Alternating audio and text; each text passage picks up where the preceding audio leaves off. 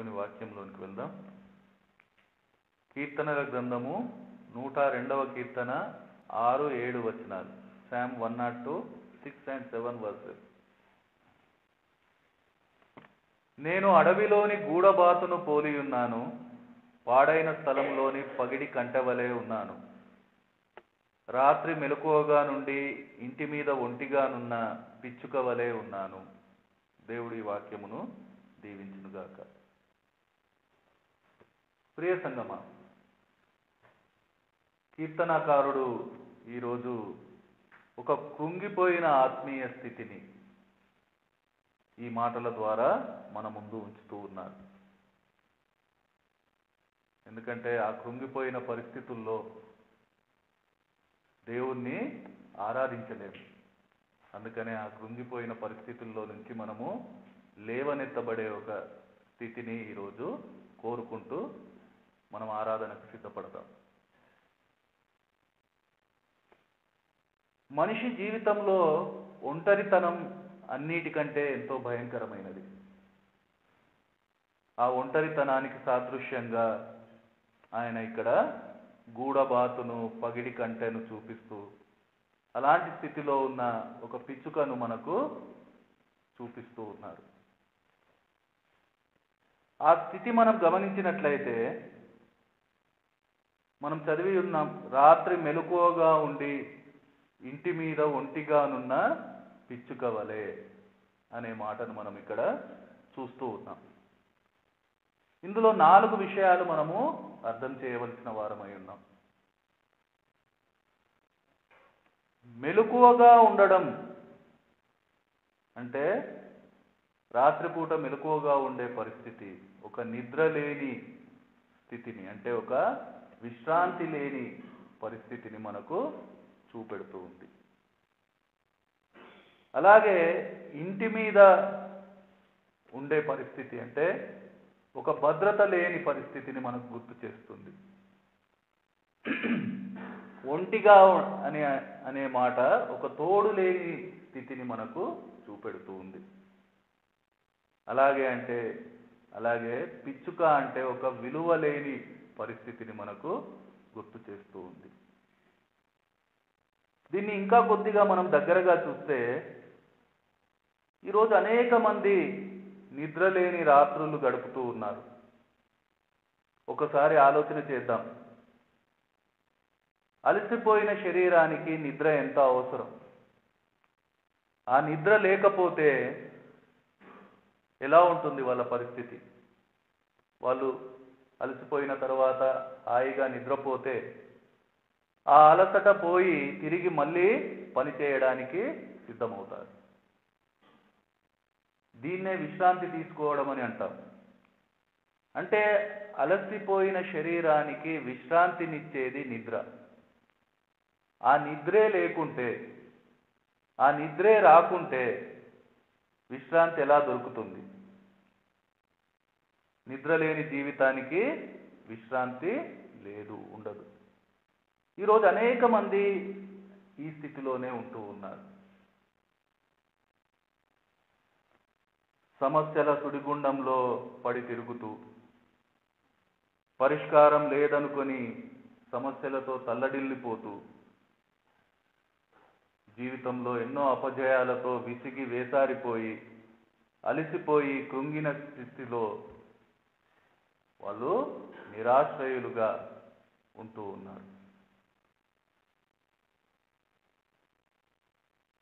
వాళ్ళ జీవితంలో ఎంతో ఆవేదన, ఆదరించేవారు లేక, ఓదార్చేవారు లేక, సమాధానం లేని ప్రశ్నలు ఎన్నో వాళ్ళను వెంటాడుతూ ఉంటాయి.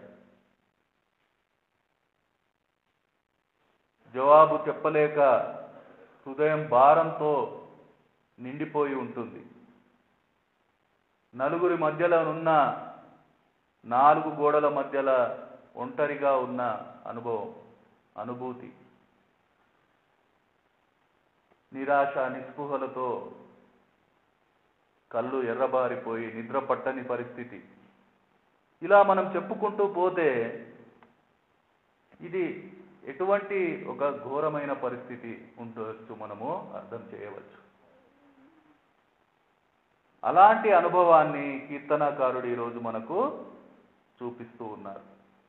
ఆత్మీయంగా ఒక విశ్రాంతి లేని స్థితిలో ఉన్న ప్రతి పరిస్థితిని ఆయన ఈరోజు గుర్తు చేస్తూ ఉన్నాడు.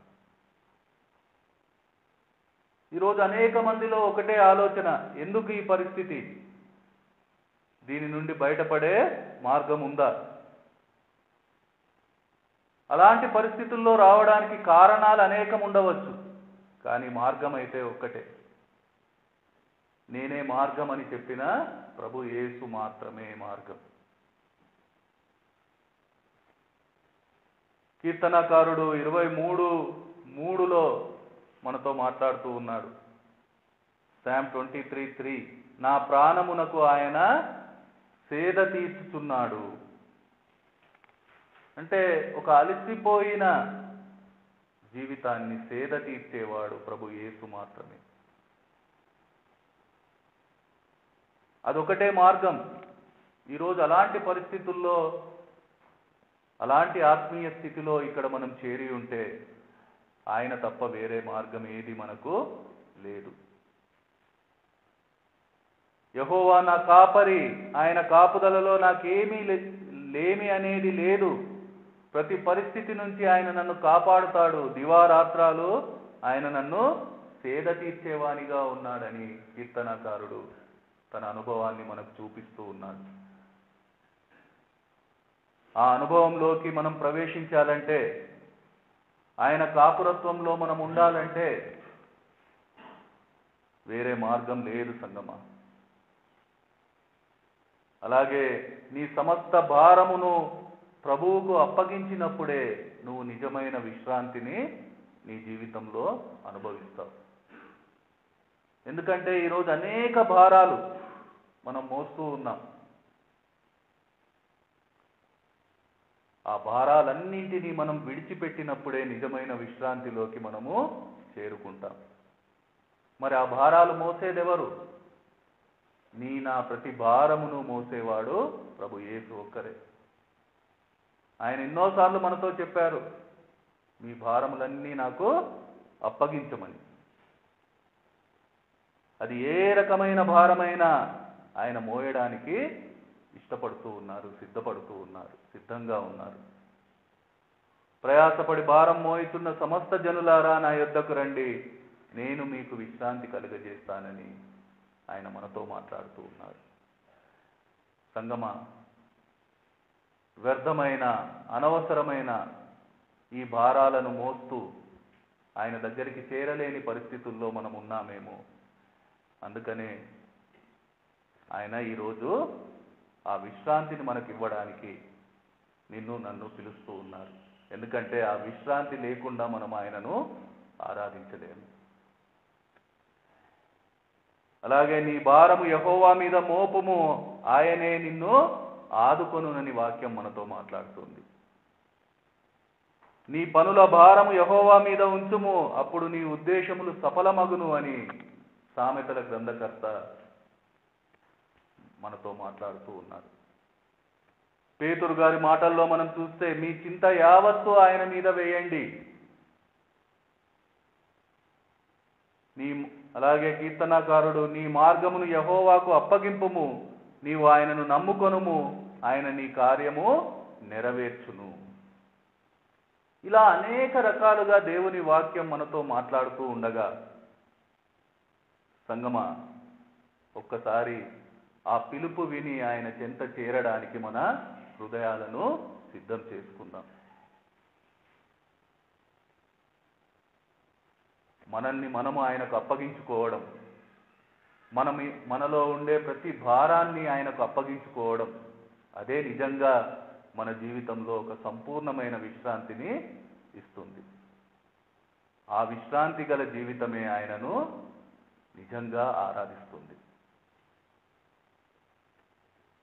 అలాగే రెండో పరిస్థితి మనం చూస్తే, ఇంటి మీద ఉన్న పక్షిని చూపెడుతూ ఉంది వాక్యం. ఇంటి మీద అంటే ఒక భద్రత లేని పరిస్థితి. దానికి భద్రత ఎక్కడ ఉంటుంది? ఒక గూటిలో ఉంటుంది, ఒక ఇంటిలో ఉంటుంది. కానీ అది ఎక్కడ ఉంది? ఇంటి పైన ఉన్న పరిస్థితిని మనం చూస్తూ ఉన్నాం. అంటే దానికి ఏ ఆశ్రయం లేదు, ఏ భద్రత లేదు, ప్రమాదంలో ఉన్నది. ఆ రాత్రి ఆ చీకటిలో భయంతో బిక్కుబిక్కుమని ఉండే పరిస్థితి.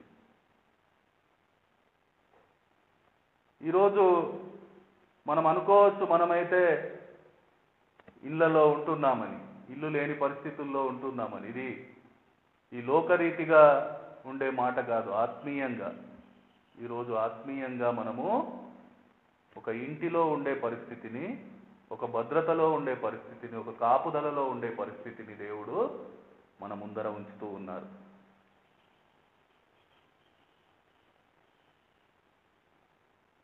ఎందుకంటే ఈ లోక సంబంధమైనది ఏది మనల్ని కాపాడలేదు.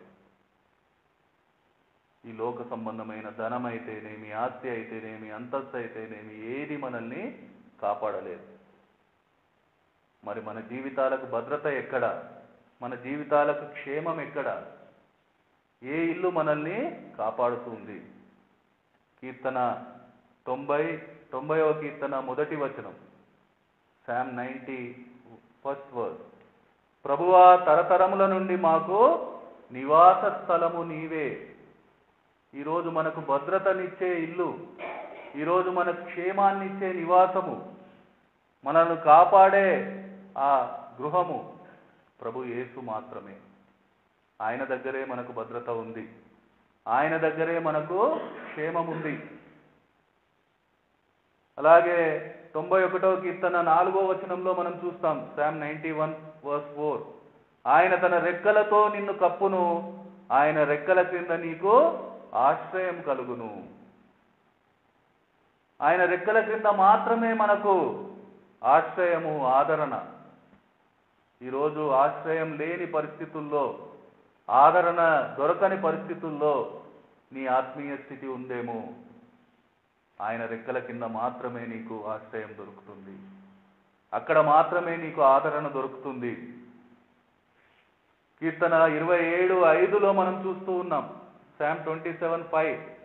ఆపత్కాలమున ఆయన తన పర్ణశాలలో నన్ను దాచును, ఆయన గుడారము చాటున మాత్రమే మనకు భద్రత ఉండే పరిస్థితిని వాక్యం చూపెడుతూ ఉంది. ఎలాంటి ఆపత్కాలంలో అయినా, ఎలాంటి ఆపద సమయంలోనైనా ఆయన మనల్ని దాచిపెట్టేవాడిగా ఉంటూ ఉన్నారు, మనల్ని కాపాడేవాడిగా ఉంటూ ఉన్నారు, మనకు భద్రత ఇచ్చేవాడిగా ఆయన ఉంటూ ఉన్నారు. ఆ ఆశ్రయదుర్గమైన దేవుని యందే మనకు భద్రత, క్షేమం ఉండే పరిస్థితిని మనం చూస్తూ ఉన్నాం.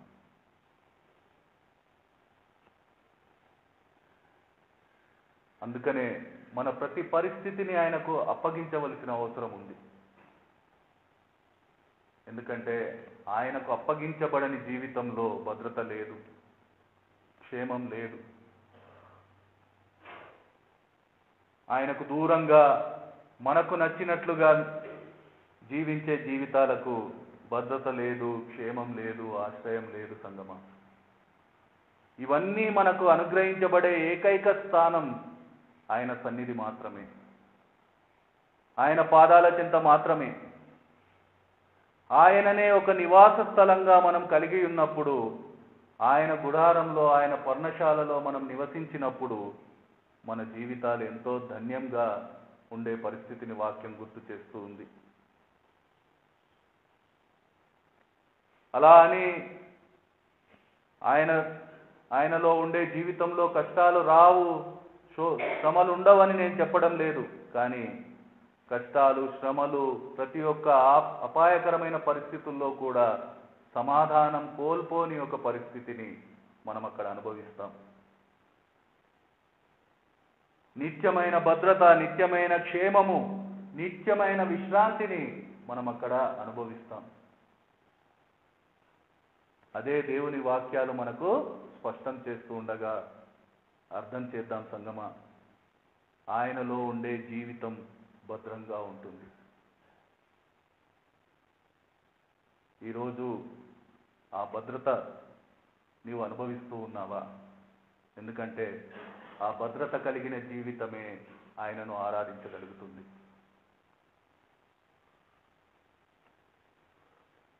మూడవ పరిస్థితి మనం చూస్తే ఒంటిగా ఉన్న పరిస్థితి, అంటే ఏ తోడు లేకుండా ఉన్న పరిస్థితి, ఏ ఆదరణ లేని పరిస్థితి. మనం ఆల్రెడీ చూసాం ఒంటరితనం అనేది ఎంత భయంకరమైనది. నా అనుకున్న వాళ్ళే శత్రువులుగా మారిన పరిస్థితి, ఎవరిని నమ్మాలో ఎవరిని నమ్మకూడదో అర్థం కాని పరిస్థితి. ఆ ఒంటరితనం మాటల్లో చెప్పలేనిది, అది అనుభవంలోనే తెలుస్తుంది. అది ఎంత భయంకరమైనది అంటే మనం 100 మందిలో ఉన్నా కూడా ఆ ఒంటరితనం మనల్ని బాధిస్తూనే ఉంటుంది. మనుషులతో కలిసి ఉన్నా కానీ మనం వారితో కలిసిన అనుభూతి మనకు ఉండదు, కలిసి ఉన్న అనుభూతి మనకు ఉండదు. అందరూ నవ్వుతూ ఉన్నా కూడా ఏదో వాళ్ళు చూడడానికి మనం పెదవుల మీద నవ్వు రావచ్చు, కానీ లోపట ఎంతో దుఃఖము, ఎంతో బాధ. ఒంటరితనాన్ని అనుభవిస్తూ ఉన్నాం. ఈ ఒంటరితనం అనేది ఒక శాపం. ఈరోజు ఆ శాపం నుంచి మనల్ని తప్పించి మన ఒంటరితనాన్ని దూరం చేసే వారెవరైనా ఉన్నారంటే అది ప్రభు యేసు మాత్రమే. మనల్ని ఆదరించేవాడు, మనకు తోడు ఉండేవాడు ఆయన మాత్రమే. నువ్వు ఒంటరిగా ఉన్నానని అనుకుంటున్నావా? ఆయన దగ్గరికి రా, ఆయన నీకు తోడుగా ఉంటారు. సంగమా, నీళ్లు లేక అల్లాడిపోయే పరిస్థితుల్లో ఒయాసిస్గా ఆయన నీతో ఉంటారు. ఆకలితో అలమటించే పరిస్థితుల్లో ఒక ఖర్జూర వృక్షమై నీకు ఆయన కనిపిస్తారు. నీడ లేక నీరసించిపోయిన జీవితాలలో మేఘ స్తంభం వలె ఆయన ఉంటారు. నడవలేని పరిస్థితుల్లో నిన్ను ఎత్తుకొని నడిపించేవాడుగా ఆయన ఉన్నారు. ఆదరించేవారు, ఓదార్చేవారు ఎవరూ లేకపోతే ఆదరణకర్తగా ఆయన నీ జీవితంలో ఉంటూ ఉన్నారు. నిన్ను భయపెట్టే ప్రతి పరిస్థితికి భయాన్ని పుట్టించేవానిగా ఆయన ఉంటూ ఉన్నారు. ఆయనే ప్రభు యేసు. ఇదిగో నేను యుగ సమాప్తి వరకు సదాకాలము మీతో కూడా ఉన్నాను అని చెప్పిన ఇమ్మానుయేలు దేవుడు ఆయన. నీకు నాకు తోడుగా ఉండే దేవుడు ఆయన. మిమ్మును అనాథలుగా విడువను అని వాగ్దానం ఇచ్చి ఆదరణకర్తగా మనతోనే మన తోడుగా ఉండడానికి ఆయన సిద్ధపడిన దేవుడు. ఆయన తోడున్న జీవితం మాత్రమే ఆదరణ పొందుతుంది. ఆ ఆదరణను అనుభవించే జీవితమే ఆయనను ఆరాధిస్తుంది. ఈరోజు ఆ ఆదరణ లేని స్థితిలో నీవు ఇక్కడున్నావేమో. వాక్యం నీతోనే మాట్లాడుతూ ఉంది. ఆయన దగ్గరనే, ఆయన తోడులోనే నీకు ఆదరణ ఉంది.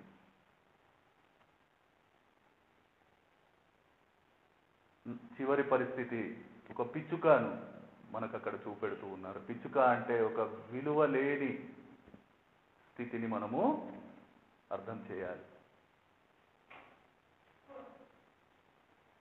మనం చూస్తాం మత్తయి సువార్త 10:29లో ఒక సందర్భంలో 5 పిచ్చుకలు 2 కాసులకు అమ్మబడును కదా. లూకా 12:6లో కూడా మనం ఆ సందర్భాన్ని చూస్తాం. ఆ దినాలలో మార్కెట్కు వెళ్ళి ఒక కాసు ఇస్తే 2 పిచ్చుకలు ఇచ్చేవారని ప్రభువు చెప్తారు. అయితే 2 కాసులకు 4 రావాలి కదా.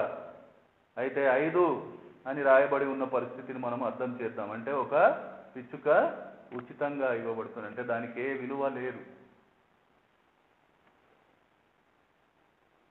ఈరోజు మనిషి అనుకుంటున్నాడు నేను ఎంతో గొప్ప అని, నాకు తెలివి ఉంది, బలం ఉంది, అధికారం ఉంది, అన్నీ ఉన్నాయి, నేను ఎంతో విలువైన వాడినని.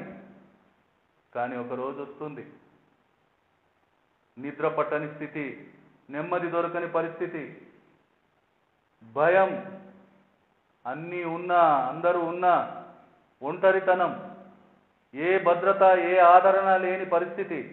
అప్పుడు అర్థమవుతుంది అతనికి తన విలువ ఎంత. ఒక చెల్లని నోటు ఎంత విలువ ఉందో అతనికి అంతే విలువ ఉంటుంది.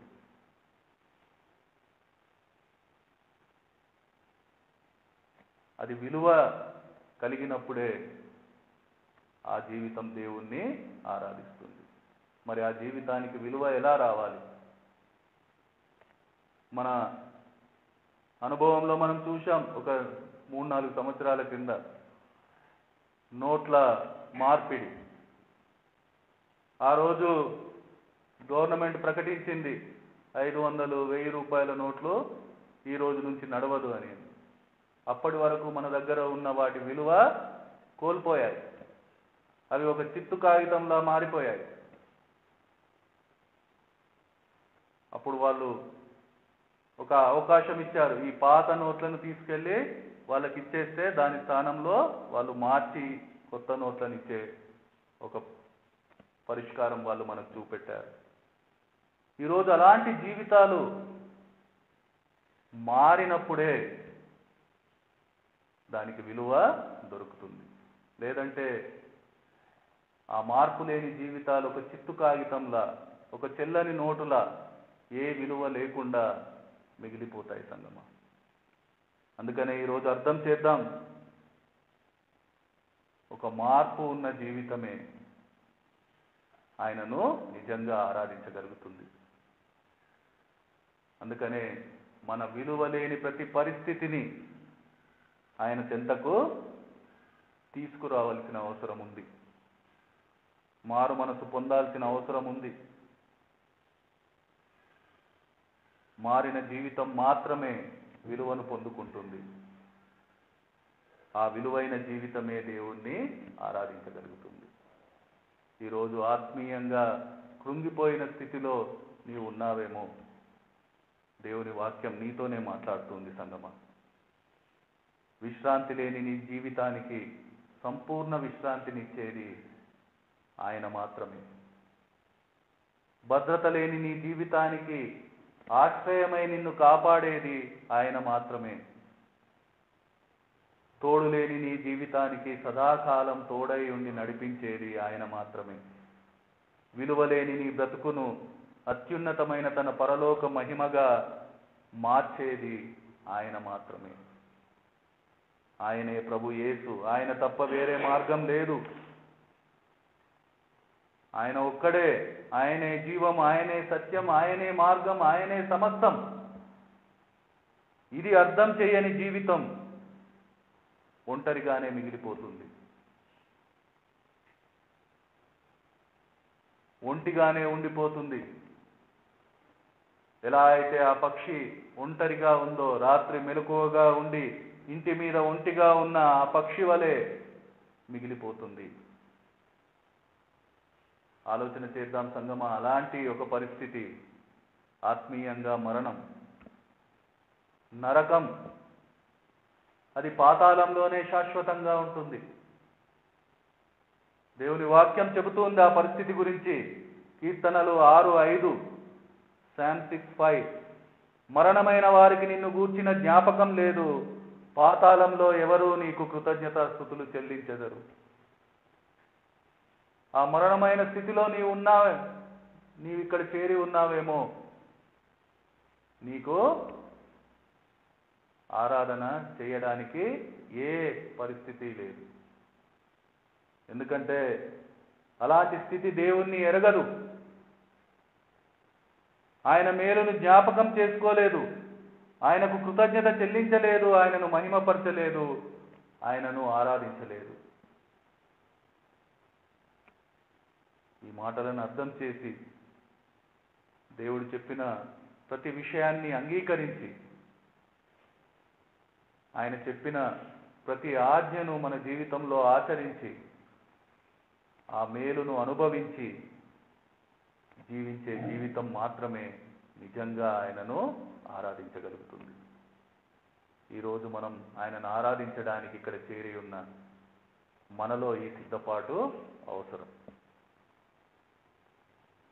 ఆత్మీయంగా కృంగిపోయిన ప్రతి పరిస్థితిలో ఆయన మాత్రమే ఆధారం, ఆయన మాత్రమే సమస్తం.